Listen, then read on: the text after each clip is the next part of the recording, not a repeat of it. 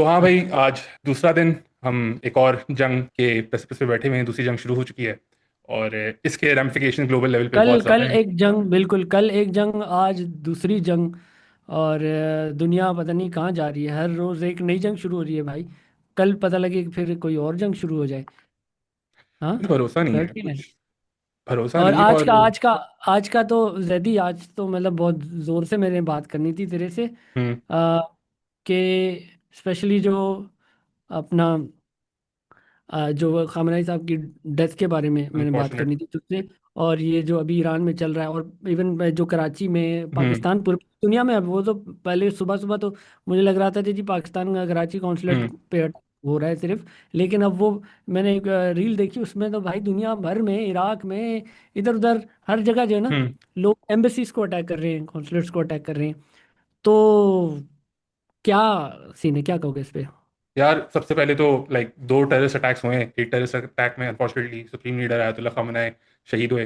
इन्ना लिल्लाहि व इन्ना इलैहि राजिऊन। उसके बाद दूसरा टेरर अटैक के एक स्कूल था, प्राइमरी स्कूल, उस हाँ, पे इन्होंने अटैक किया है। 150 बच्चा शहीद कर दिया है और कोई रैमिफिकेशन उसकी भी नहीं आएंगी। तो हाईली कंडेमेबल, हाईली, मतलब वो एक इंपीरियलिस्टिक माइंडसेट के साथ ये लोग ये चीज़ें कर रहे हैं और वही चल रहा है। बाकी आप उस हिसाब से सोचो कि आयतुल्ला खामेनेई का अगर कोई बाहर का बैठा हुआ बंदा है उसको समझ आए, वो बोलेगा कि उनका जो लेवल है ना वो पोप वाला है। तो हाँ, ayatollah Khamenei has a like spiritual leader है भाई, स्पिरिचुअल स्पिरिचुअल लीडर लीडर है। है ना वो बहुत। हाँ। हाँ। तो जो जहाँ पे भी शियत बैठी हुई है, जो शिया वो बैठे हुए हैं, उनका एक वलवला है, उनका एक वो फ्यूरी और एंगर आप देखोगे अभी आते हो। और हम वो देख रहे हैं हम्म। कराची के अंदर यूएस एम्बेसी पे इस तरीके से यूएस कॉन्सुलेट के ऊपर ऐसा हमला हिस्ट्री में हमने कभी नहीं देखा कि अवाम और डेथ बिल्कुल। भी हुई है।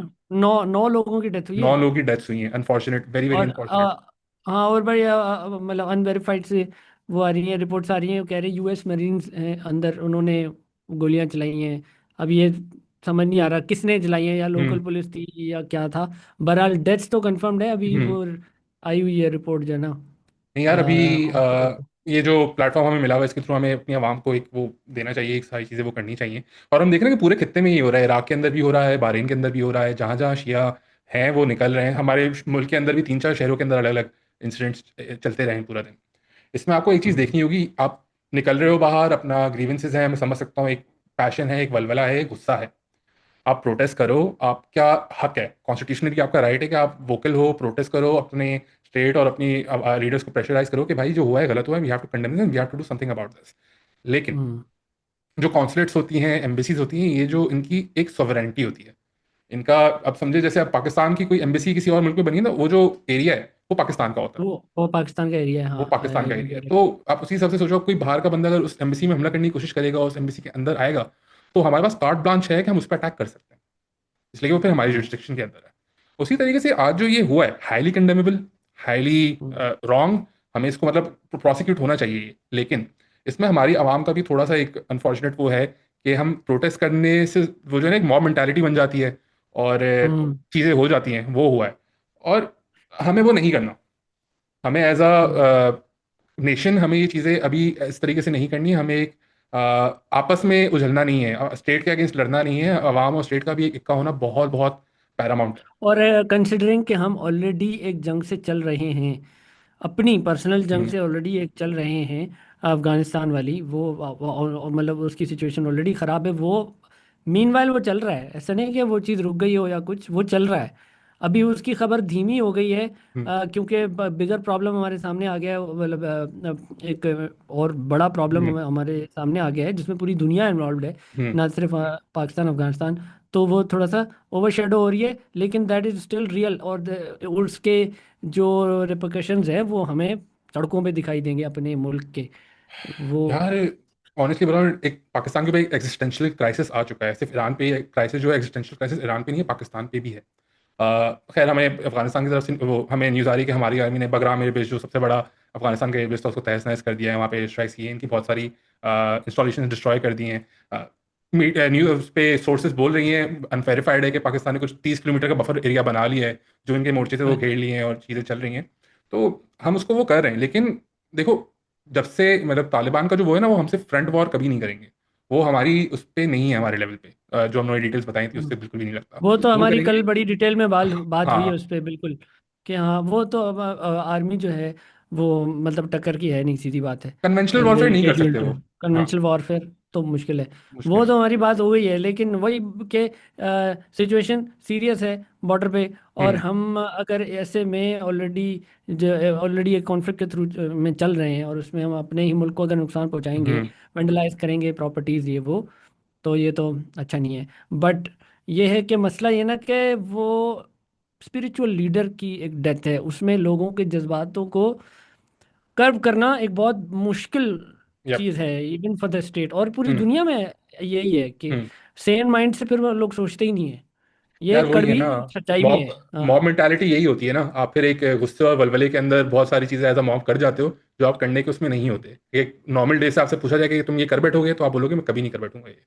बट मॉब में कर लेते हो, और उसी वजह से जो रिस्क है, हमारा भी जो रिस्क है ना, कन्वेंशनल वॉरफेयर में तो हमारा कोई मसला नहीं है। हमारा मसला हमारे खित्ते के अंदर, मुल्क के अंदर भी हाइब्रिड वॉरफेयर का है कि ये लोग स्लीपर सेल्स होते हैं, इनके सुसाइड बॉम्बर्स होते हैं, चीज़ें होती हैं। जब आप इस तरीके की प्रोटेस्ट से आप राइट्स की तरफ मूव करते हो, ये जो एलिमेंट होता है हम्म। ना, ये एक्टिवेट हो जाता है। इसकी हाँ ना, वो मौका मिल गया उनको। हाँ, इसकी उनके एक बहुत पास। बड़ी एग्जाम्पल है कि ईरान में अभी लास्ट मंथ जो प्रोटेस्ट हुए थे, वो इकोनॉमिक क्राइसिस है हाँ, उनका, उसके चक्कर में उनकी आवाम को एक वलवला था, गुस्सा था, वो बाहर आया, उन्होंने प्रोटेस्ट सही है। किया। वो पहला दिन सही प्रोटेस्ट है। बड़ा पीसफुल से चलता रहा, and the state was talking to them, उनको ठंडा करने की कोशिश करी थी। अगले दिन एकदम से एक इंसाइटमेंट हुई, पता नहीं क्या हुआ, मस्जिदें जला दी, स्कूल जला दिए, प्रॉपर्टी जलना शुरू हो गई। हाँ। और हम्म। फिर थोड़े टाइम के बाद वो आया कि भाई ये आवाम थी, लेकिन आवाम के अंदर बहुत बड़ा एक एलिमेंट था मोसाद का और सीआईए का और इंटेलिजेंस एजेंसीज का, जो उसको इंसाइट कर रही थी और वो उसको बिल्कुल बिल्कुल भड़का रहे थे। बिल्कुल। तो हाँ, और अब आपको तो ये तो एक नॉन फैक्ट है कि मोसाद भरी भरी पड़ी है हम्म। अंदर, उसने हम्म। बहुत अंदर तक इन्फिल्ट्रेट कर चुके हैं और ये तो मतलब इंटेलिजेंस का उनका, सॉरी टू से, लेकिन फेलियर है ईरान का, जिसकी वजह से इतने बड़े लीडर्स जो है आपके ऑफिसेज में हम्म। जो इन पर अटैक होते हैं, इब्राहिम रईसी के साथ हम्म। भी इसी तरह वो भी एक इंटेलिजेंस फेलियर ही आप कह सकते हैं, है ना। और हमास के लीडर का भी यही था ना। यासीन सर, उसको जो वो ड्रोन पे वो लकड़ी मारा, पत्थर मारा ड्रोन। था उसको, वो जो किया था। बट हाँ। यार, सीन वही है। देखो, ये जो जंग है, दो बराबर पार्टीज के बीच में नहीं है। अमेरिका दुनिया की सबसे बड़ी मिलिट्री, सबसे बड़ी मिलिट्री पावर है, और ईरान जो सैंक्शंस के बाद, हर चीज़ के बाद पसमानदा हो चुका है, उनके पास एयर डिफेंस सिस्टम उस लेवल का नहीं है, ना उनकी कैपेबिलिटी उस लेवल की है। हाँ, इसलिए ईरान ने जो अपना एक रेड लाइन सेट की हुई थी कि आपने स्टार्ट किया, हम आपके जो बेसिस हैं, आपके जो भी एलाइज हैं, हम सब पे अन्नेवा अंधाधुन मारेंगे। वो हाँ। डिफेंस थ्रू अटैक का एक टैक्टिक है कि वो चलाते रहेंगे। आपने हमारे लीडर्स को मारना है, आप उनको मारते रहो, हमारी चेन ऑफ कमांड सेट है। वो एक जाएगा दूसरा आएगा, एक जाएगा दूसरा आएगा। वो इसके अलावा वो कुछ कर नहीं सकते। और आप वो भी देखो कि एक मुसलमानों का एक जहाद का वो होता है, शहादत का एक वो है, वो उस चीज पे, उस डॉक्ट्रिनेशन पे बहुत ज्यादा बिलीव करते हैं। वो दे बिल्कुल डोंट करते हैं, शाई अवे बिल्कुल। फ्रॉम। और आई थिंक सिर्फ ईरानी है, मतलब आयतुल्ला अपना खामनेई की जो घर बने रजीम हुए है थे जो यार। कि डट के लड़ रही है। हाँ। और बाकी तो अपने डिप्लोमेसी और अपने इंटरेस्ट और ये चीज़ें ही देख रहे हैं। मतलब मुसलमानों की एक उम्मत को लेके जिस तरह की एक हम्म। थॉट होता है, वो तो उन्हीं के अंदर ही है कि नहीं। ये तुमने बड़ा और अच्छा पॉइंट उठाया है, इसको कनेक्ट वरना तो करते हैं सब उससे। नेशन स्टेट्स की तरह अपना सेल्फ इंटरेस्ट ही देख रहे होते हैं ना। हम्म। सिर्फ यही है जो मतलब उनको मुंह दे रहे थे, बिल्कुल। मतलब ये जो रिजीम थी। आप क्रिटिसाइज हम्म। कर सकते हो अपने पॉलिटिक्स पे या कुछ कुछ भी चीज़ें, लेकिन ये तो एक नोन फैक्ट है कि वो सबसे बड़ी रेजिस्टेंस ईरान से ही आ रही थी। ईरान ही तंग कर रहा था इनको अपनी प्रॉक्सीज के थ्रू, डायरेक्टली हर चीज़ में। आप ये देखो, बड़ा अच्छा एक पेपर तुमने दिया है कि आज वॉशिंगटन पोस्ट, जो यूएस का एक बहुत नामवर न्यूज़ एजेंसी है, उन्होंने खबर नशर की कि जो ये अटैक्स हुए हैं, यूएस ने जो अटैक किया, उस पर इसराइल के साथ एमबीएस भी मिलके यूएस को पुश कर रहा था कि आप ईरान पे हमला करें। और मतलब वो है, अभी इस पे वो नहीं कर सकते, but I would not believe that much, इसलिए फॉग ऑफ वॉर चल रहा है। फॉग ऑफ वॉर में बहुत सारा प्रोपेगेंडा होता है, बहुत सारी ऐसी स्टेटमेंट्स हम्म। आती हैं। बट हमें ये हम्म। समझना होगा कि जितने भी ये गल्फ स्टेट्स हैं, ये यूएस के साथ मिली हुई डेकेड हैं, से अलाइंड मतलब है। इनकी जैकेट्स से, हाँ। मिलिट्री इंस्टॉलेशन, इनका डिफेंस सिस्टम, इनकी सारी चीज़ें अमेरिकन सिस्टम पे चलती हैं। हम्म। इनकी मिलिट्री कैपेबिलिटी लिटरली अमेरिका एक बटन दबा के बंद कर सकता है।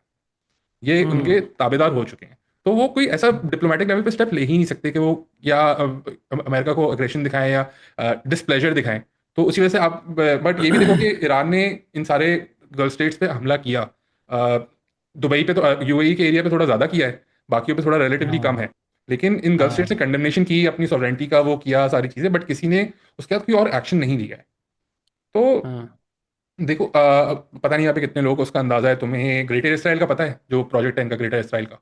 हाँ, एक्सपेंशन से वो है ना, हाँ, इनका उसमें एजेंडा। जो ये अपना मैप ग्रेटर इसराइल का मैप दिखाते हैं, और वो बहुत बार पिछले 1 साल के अंदर उसको बार बार पुश कर चुके हैं उसको। उसमें उनको लेबनान, सीरिया, टर्की के हिस्से, इजिप्ट के हिस्से, सऊदी अरब का 20-25% लैंड मास, वो अपना उसको हकदार समझते हैं उसका। और वो बोलते हैं हमें उसकी तरफ जाना है। तो आप ये भी समझो कि ये जो मुल्क है, इन लोगों को पता है कि यार ये कहानी रुकनी नहीं है। इसराइल की जो अब ये पेंडोरस बॉक्स खुल चुका है इसराइल का, 2023 के जेनोसाइड जो चल रहा है तब से, वो रुकेगा नहीं, हम्म। इसको रोकना पड़ेगा। लेकिन ये कुछ कर नहीं सकते उसके हाँ। बारे में। तो बस ये एक वो बैठ के वेट एंड वॉच हो रहा है कि ईरान को वो कर सकता है, कंट्रोल कर सकता है। अच्छा, तो Zaidi, what do you see the future of Iran right now?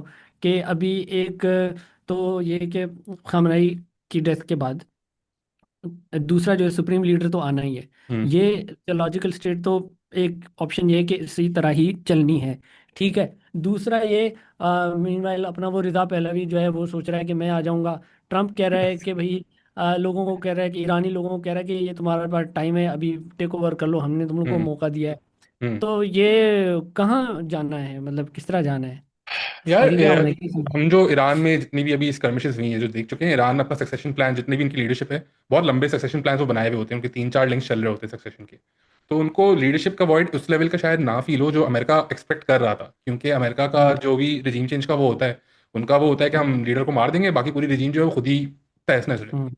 वो केस हम्म। ईरान में होना रिलेटिवली मुश्किल है। और इनकी एक्सपेक्ट ये चाह भी ये रहे हैं कि जितना जल्दी हो सकता है, जितना जल्दी इसको हम रैप अप कर सकते हैं हम कर दें, क्योंकि हमने अभी पिछले साल में ना अमेरिका के 2 बड़े इंसिडेंट्स देखे।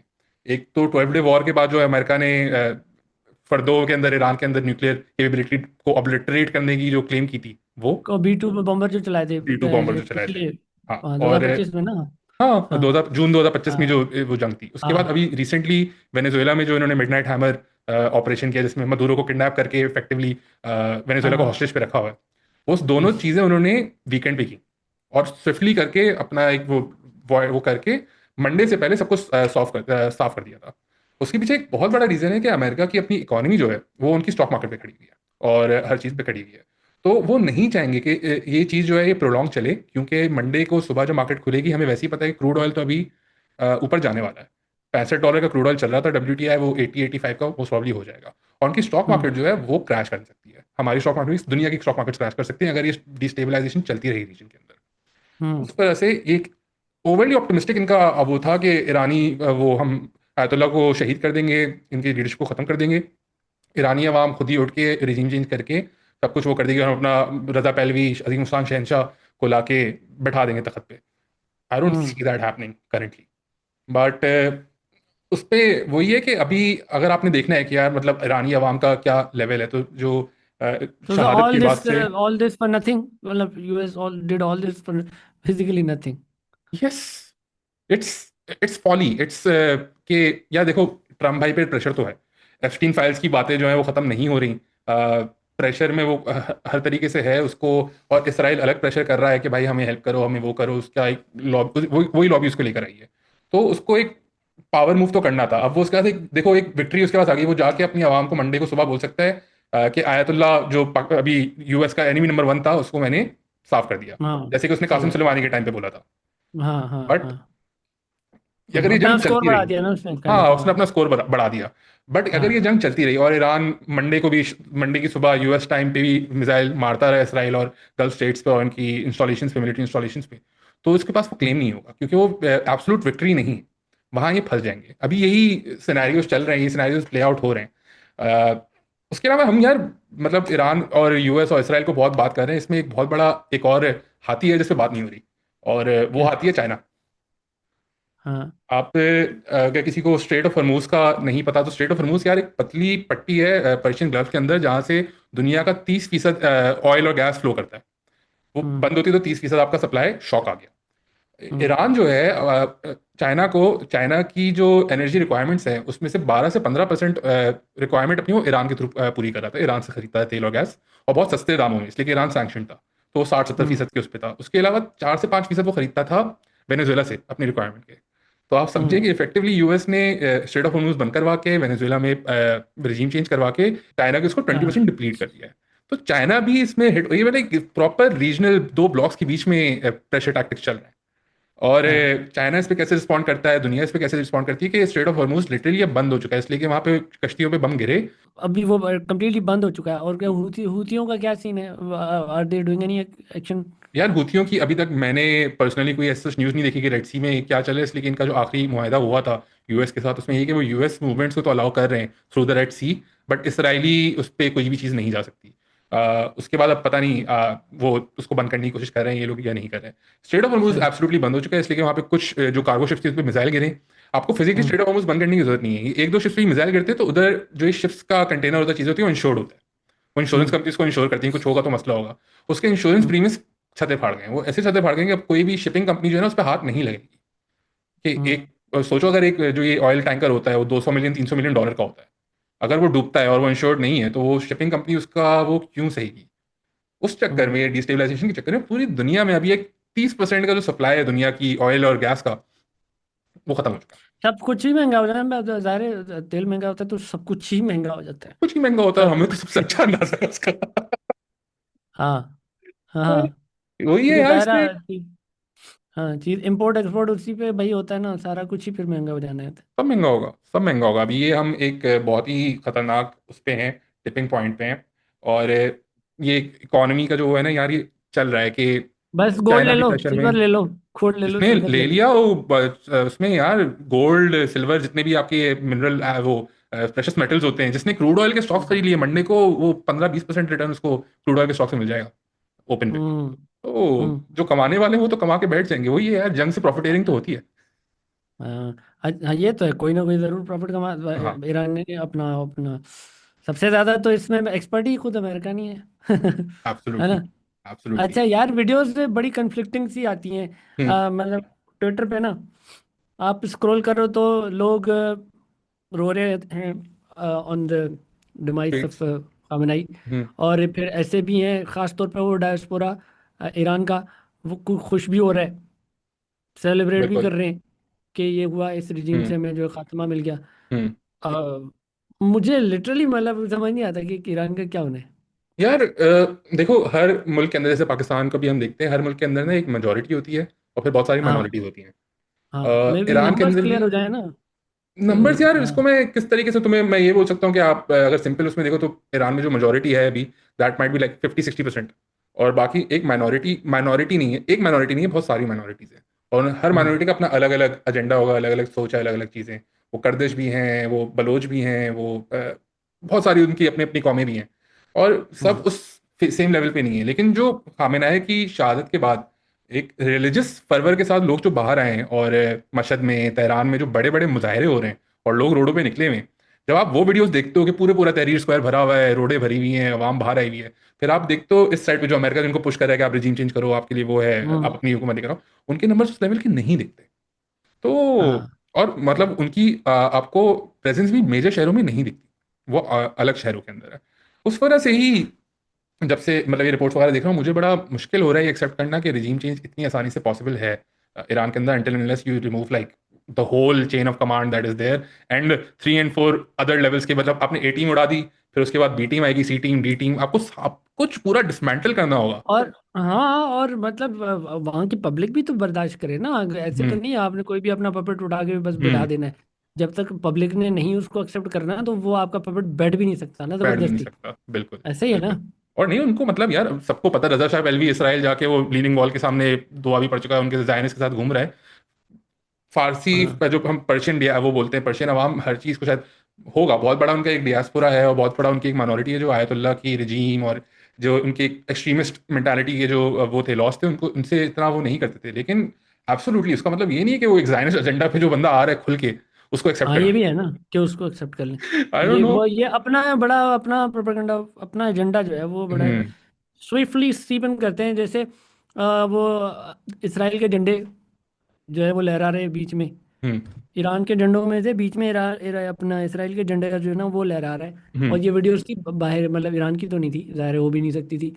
ये वही डायस्पोरा की थी, लंदन की थी, या हाँ, इधर उधर के यूरोप की ही जर्मनी में, उनकी लंदन में, वीडियो। पूरे यूरोप में एक्टिव हुए हैं, ऑस्ट्रेलिया में एक्टिव हुए हैं, जो जितने भी वेस्टर्न मुल्क हैं। मजे की बात वही है, आप ये भी देखो, ये डियास्पोरा जा रहे हो, जितने इनका वेस्टर्न वेस्टर्न। कॉमनवेल्थ और नेटो वाले और वेस्टर्न मुल्क है, वेस्टर्न अलाइंड मुल्क हैं, आपको सिर्फ वही दिखेंगे, हम्म, बाकी मुल्कों में आपको आवाज़ नहीं दिख रही। मतलब हम्म, पाकिस्तान में कोई छोटा ईरानी डियास्पोरा नहीं बैठा, यहाँ पे भी ईरानी लोग बैठे हुए हैं। हम्म। कोई शोर नहीं है, कोई बलबला नहीं, कोई वो नहीं है। तो अच्छा अच्छा, लोग यहाँ गवर्नमेंट को क्रिटिसाइज कर रहे हैं कि हमने अभी तक आई डोंट नो, मैंने देखा नहीं, हम्म, कंडेम नहीं किया सही, मतलब स्टेट लेवल पे किया है यार या नहीं, नहीं कंडेम किया, किया है हमने। जो स्टेटमेंट किया दी है, है बड़ी डिप्लोमेटिक तरीके से दी है कि डिप्लोमेटिक तरीके से हाँ, दी होगी, हमने ओके। कंडेम किया कि ईरान की सोवरेनिटी पे अटैक हुआ है, लेकिन हमने इसराइल और यूएस का नाम उस स्टेटमेंट में डाला नहीं, जो ऑफिशियल स्टेटमेंट आई है। इसराइल का तो कर सकते थे यार, नहीं नहीं किया हमने। यार अभी देखो, आप इकोनॉमिकली और रीजनली उस हाँ ना, पोजीशन में नहीं हो कि आप एग्जैक्ट, वो भी कर सको। हाँ यूएस के उसमें एग्जैक्टली। आप तो बैठे हो। ये बात वो जो पीएम साहब की थी ना, बड़ी सही थी। हम्म। बेगर्स कांट बी चूजर्स बहुत हद तक, और वो जज्बात में आके सच बोल गया था। वो जो बात दुख देने हाँ वाली बात है, हाँ, लेकिन हकीकत भी है कि भाई आपकी कंडीशन इस वक्त ऐसी हैं कि आप वो $1.2 बिलियन के लोन के लिए इंतजार कर रहे हो। बिल्कुल। भाई भाई माइट इज राइट बोलते हैं ना, तो आप माइट तो हो एग्जैक्टली, पहले, एग्जैक्टली। तो आप फिर तभी राइट हो गए, वो यार तभी राइट होगे ना। Unfortunate, you don't unfortunate have any बात है। बार्गेनिंग चिप्स, नहीं है ना आपकी कोई बार्गेनिंग चिप्स आपके पास, नहीं, सच है कोई नहीं। क्या ऑफर करोगे तो आप उनको? अब नहीं ये पब्लिक तो, जो बात हम कर रहे थे कि पब्लिक का ये समझना हम्म, मुश्किल होता है, क्योंकि पब्लिक चीज़ें देखती है ब्लैक एंड वाइट में ना, और सियासत होती है ग्रे में। हम्म। या वो डार्क ग्रे होगी या लाइट ग्रे होगी, वो ग्रे में हाँ, होगी। कभी कभी आपने डेविल के साथ भी जो है अपने सेल्फ इंटरेस्ट के लिए अलाइन होना दोस्ती पड़ता है। करनी होती है, हम्म। अलाइन होना पड़ता है, ये चीज़ें करनी पड़ती हैं। बट वो जैसे ब्लैक एंड वाइट की सियासत खान साहब शायद करना चाह रहे थे, जो कि डिडंट वर्क आउट यार फॉर हिम। इसका बड़ा आसान एक वर्ड है, पॉपुलिस्ट। जो पॉपुलिस्ट हाँ, वो होती है, उसमें आप ये कर रहे होते कि सियासत। हम वाइट हम्म, हैं, बाकी सब ब्लैक है। बाकी सब जबकि ब्लैक है, एक्चुअल बिल्कुल पॉलिटिक्स जो है, डेफिनेटली। It's very grey. हम very great. Shades of grey की यू बात नेम करते हैं। Any politician in the world, any any figure in the hmm, world, और उस पे आपको दो कन्फ्लिक्टिंग ओपिनियंस मिल जाएंगे, हम्म। एनी बडी, है ना, ऐसे ही है ना। बिल्कुल, कोई भी, बिल्कुल। मदर टेरेसा भी, कोई भी, एनी बडी, है ना, हाँ, उसके लिए भी थे, है यार ना। देखो, इंसान जो होता है ना, इंसान कभी भी वही, हम फरिश्ते नहीं हैं, हम इंसान हैं। हम्म, हर इंसान की एक डार्कर साइड थोड़ी बहुत कुछ ना कुछ होती है। कोई भी बिल्कुल परफेक्ट हाँ, नहीं होता। तो हमें हाँ, इस चीज़ को समझना चाहिए कि कोई भी हमारा कोई मसीहा या कोई फैरो बन के हमारे सामने नहीं आएगा। हमें अगर चेंजेस लेकर हम्म, आने हैं अपनी, उसके अंदर अपनी काबिलियत बढ़ानी है, अपना शऊर बढ़ाना है, तो हमें खुद ही करना पड़ेगा। We have to identify leaders among our communities और उनको आगे लेकर आए कि भाई, तुम हमारे नुमाइंदे हो, हमारे लिए आप काम कर रहे हो और हमें ये काम आपसे करवाना है। हम्म, वो हमारे पास होता नहीं है अनफॉर्चुनेटली। जहां हो जाता है वो मुल्क कामयाब हो जाते हैं। हाँ। और हमारे मुल्क का यही है कि पहले आप अपने आप को पावरफुल करें, है कि नहीं, कि आप उस लेवल पे आ सकें कि यस। आप बात कर सकें, तो आपकी बाद में वजन हो, हम्म, है कि हम्म। नहीं। अभी वही तो बैक, वो कराची कराची स्लैंग है ना कि तेरे पास बैकिंग होनी चाहिए, बैक पे कोई हो। बैक पे कोई नहीं है तो गूदा कोई गूदा फायदा नहीं। गूदा गूदा होना चाहिए, गूदा। बंदा होना चाहिए। नहीं नहीं यार, बिल्कुल वातावरण नहीं, इसमें एक और चीज़ है, हमारी आवाम को यही, इसी उस पे जो ब्लैक एंड व्हाइट की हम बात कर रहे हैं कि स्पेशली अफगानिस्तान के साथ जो हमारा पूरा एक इंसिडेंट चल रहा है, बगराम एयरबेस को हम लोगों ने अटैक किया, अपनी वो बढ़ाई है सारी चीज़ें। उसमें आप एक और चीज़ देखो, अवाम यहाँ पे जो एक नैरेटिव चला रही है कि यार दो मुसलमान फोर्सेस के बीच में होना चाहिए, गलत हो रहा है, हम्म, नहीं होना चाहिए। इस पे यार कुछ हम्म, मुझे ये जो है ना, बड़ा अभी फिलहाल इस वक्त बड़ा अजीब सा लग रहा है, क्योंकि अफगानिस्तान से अब हम देख चुके हैं कि स्टेटमेंट्स भी आ गई हैं। वो अभी जो खामेनेई की डेथ हुई है उसके बाद वहाँ के मर्सनरी ग्रुप स्टेटमेंट्स दे रहे हैं कि बहुत अच्छा किया आप, इसराइल बहुत अच्छा कर रहा है, हम इसराइल की हिमायत में हैं, वो इन्फिडेल्स और हाँ, काफिरों को मार रहे हैं ईरान के अंदर। हाँ, हाँ, अब एग्जैक्टली वो उनका, उनकी नफरत इस हद तक है कि वो अपने, मतलब कि आपके एनिमी नंबर वन के साथ भी वो मिल जाएंगे, इस नफरत में आके, हम्म। सिर्फ अपने जो है ना आइडियोलॉजिकल डिफरेंस की वजह से, है ना। नहीं यार, और ऐसे अब तो मतलब क्लियर हो गया ना, फिर हाँ। आपको समझ जाना चाहिए कि यार, कि अगर तालिबान इसराइल का साथ दे रहे हैं सिर्फ ईरान की नफरत में, हम्म, तो फिर अभी भी अगर आप सिंपैथी रखते हो उस गवर्नमेंट के साथ, तालिबान की गवर्नमेंट के साथ, हम्म, अभी भी आपको लगता है कि मुसलमान भाई और ये वो, हम्म। तो ये तो फिर आपकी भूल है, मतलब ये बिल्कुल, आपकी बहुत बड़ी गलतफहमी है। बिल्कुल। अभी हमें एज अ यार, देखो, हमारे मुल्क के अंदर पॉलिटिक्स चलती रहती है, और हर किस्म की गंदी पॉलिटिक्स भी है, अच्छी पॉलिटिक्स भी है, सब कुछ है। वो बट अभी जो टाइम है ना, वो जो घरेलू फड्डे होते हैं हमारे, के सास बहू के फड्डे हो हम्म, रहे हैं, चाचा ताया के फड्डे हो रहे हैं, वो सारी चीजें। अभी हमारे घर में एक बंदे ने घर के ऊपर पत्थर मारा, दरवाजे पे टिका के। सही है, हम्म, अभी आप अपने जो अंदर के फड्डे हैं ना वो छोड़ दो। अभी आपको दरवाजे के हाँ, बाहर जाना है और जिसने पत्थर मारा उसकी लेने की जरूरत है आपको। हम्म, इसलिए कि ये जो अभी आया ना, एक छोटा पत्थर है, अगर हम इस पत्थर के बाद भी इग्नोर करके आपस में ही लड़ते रहे और बोलते रहे यार ये सही है वो गलत है, ये सही है वो गलत है, हम एक मुनज्जम तौर पे एक स्टांस नहीं ले रहे और स्टेट के साथ अपने नहीं खड़े हो रहे।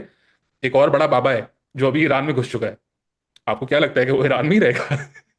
उसके हाँ बाद नहीं, अपना ही जानी, अपनी बारी है, अपना उसकी नंबर है। फितरत, हाँ हाँ, उसकी फितरत। ये जो बात कही जाती है कि ईरान के बाद हमारी बारी है, हम्म। तो हमारी बारी कैसे? हम तो इतना ट्रबल मेकर है ही नहीं उनके लिए।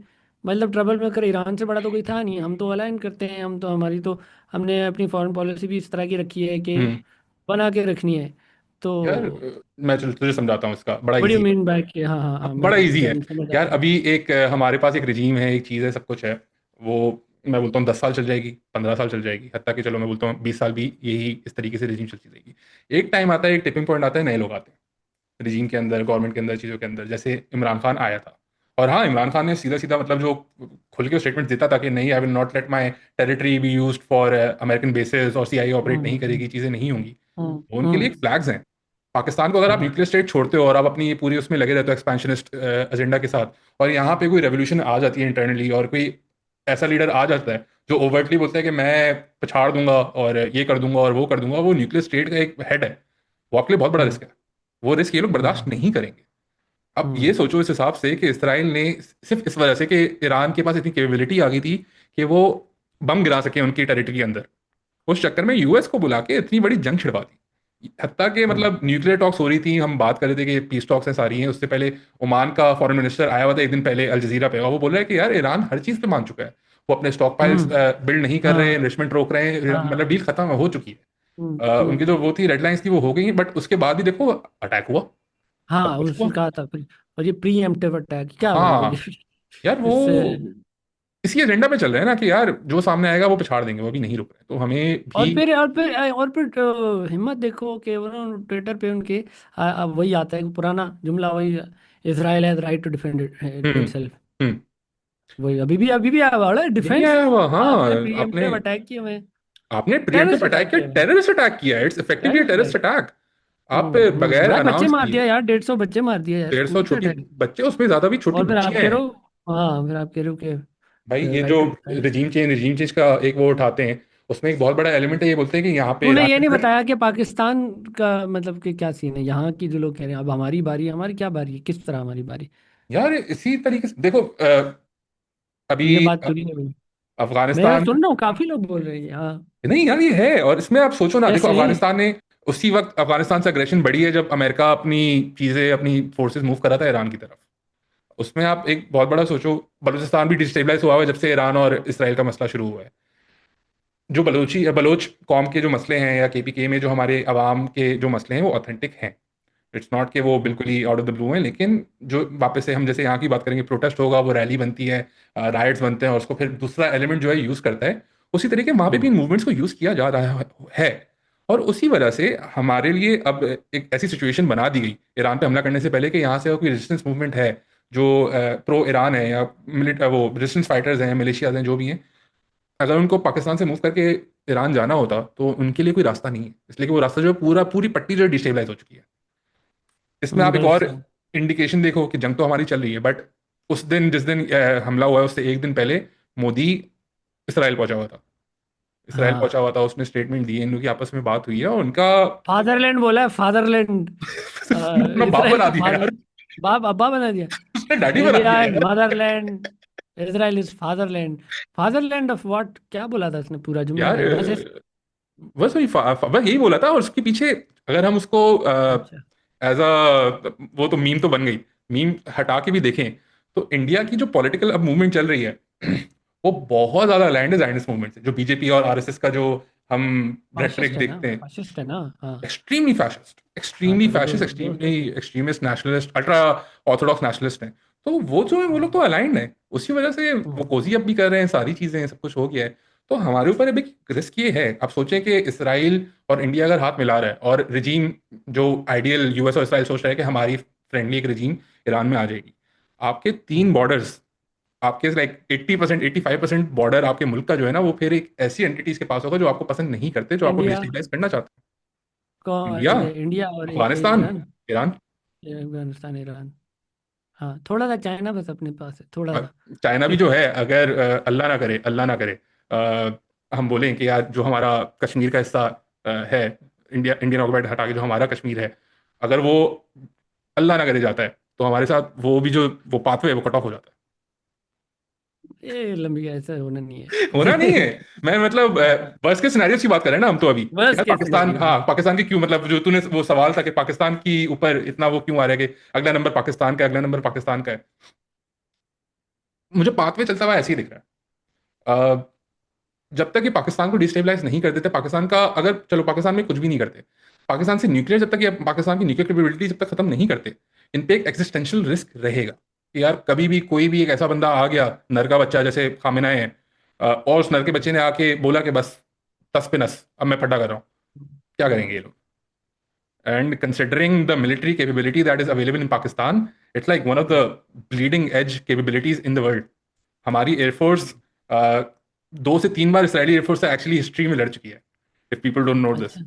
और हमारे एयरफोर्स ने इसराइल की अच्छी खासी बैंड बजाई है, माशाल्लाह से। है। तो हम अपनी उसको अरीना के अंदर, वॉर अरीना के अंदर अपना नाम स्ट्रीमी बना चुके हैं। और पिछले साल तो वैसे ही 6-0, 7-0, 8-0 वॉट एवर नील आपको करना है, वो भी हो चुका है। तो रिस्क है भाई, चल। पाकिस्तान एक रिस्क तो है। अब देखो, चलो पाकिस्तान पे तो रिस्क आ गया है, ईरान डिस्टेबलाइज हो गया है, सारी चीज़ें हो गई हैं। हमने एक पैक्ट भी साइन किया हुआ है सऊदी अरब के साथ, जो हम पहले हाँ। बात कर रहे थे वॉशिंगटन पोस्ट वाले उसकी, कि एमबीएस और इसराइल मिलके पुश कर रहा था। अगर कल सऊदीया जाके बोलता है कि हम भी वॉर डिक्लेयर कर रहे हैं ईरान पे, तो जो मुआहदा है हमारा, नाउ व्हाट वी आर, हाँ, फिर what we are suppose to do. Yes, what will we do then? What हाँ। लाइक हमारी कहाँ अलाइनमेंट होगी, हम क्या कर रहे होंगे? दैट्स व्हाट इज लाइक, मुझे उसका जवाब नहीं है, और वो दैट इज पर squaring. I don't think Saudi जो ना अभी एमबीएस की पॉलिसीज में ना लड़ना वड़ना है नहीं, मुझे नहीं लगता। बिल्कुल, ये भी वापस वही हम नहीं है। जो शुरू हुआ है ना वर्स्ट के सिनेरियोज में, तुझे वर्स्ट के सिनेरियोज बता हाँ, रहा वर्स्ट केस हूँ। सिनेरियोस बता रहे, मतलब हाँ है तो सही ना, कि ये ये एक रिस्क तो है। ऑप्शन तो है ना। हाँ, हाँ।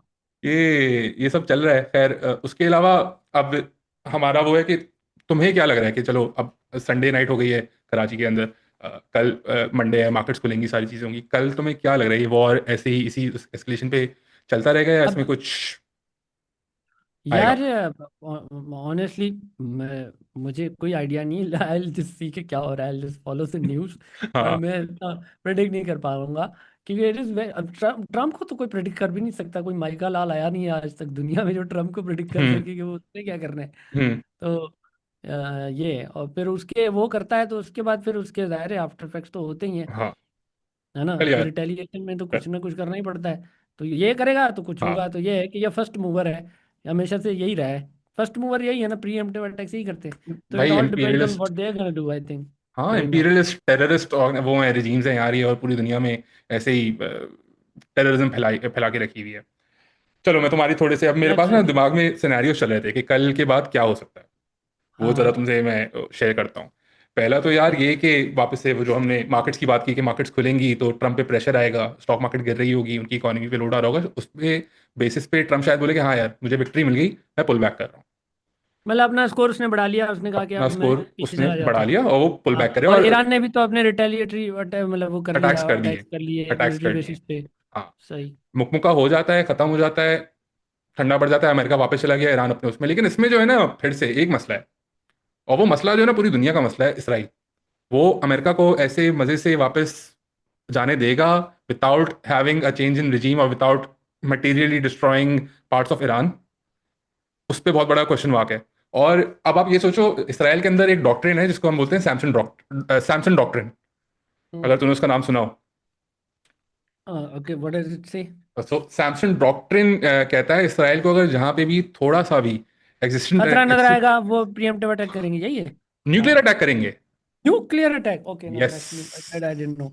यस, द सैमसन डॉक्ट्रिन इसके यूएस जहां इसराइल को दिखा कि उनके ऊपर कोई एक्सिस्टेंशियल थ्रेट आता है, जैसे पाकिस्तान पर भी एक चल रहा है और वो बहुत करीब आ रहा है, जिसमें से ये एक थ्रेट है कि सोचो अगर यूएस अपनी फोर्सेस पुल बैक कर लेता है, ट्रम्प बोलता है यार मुझे एक विक्ट्री चाहिए थी, खामेनेई को मैंने शहीद कर दिया, मेरा काम हो गया, मैं वापस जा रहा हूँ, तुम लोग संभालो, मेरा हो गया।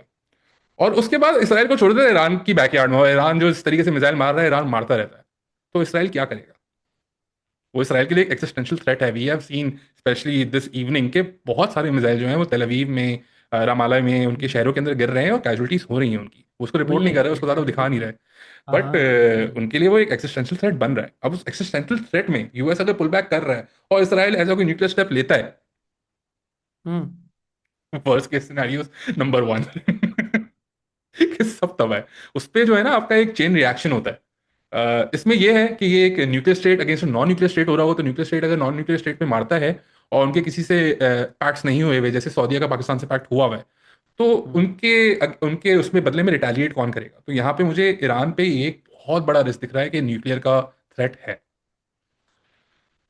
दूसरी तरफ एक तो सिनेरियो ये हो गया कि यार कुछ भी हो सकता है, न्यूक्लियर भी हो सकता है, कहीं पे भी जा सकता है। दूसरा ये कि ये सस्टेन वॉर चलती रहती है, यूएस भी गुस्सा रहता है, इसराइल भी गुस्सा रहता है, ईरान से भी फड्डा चल रहा है, पूरा रीजन वो है।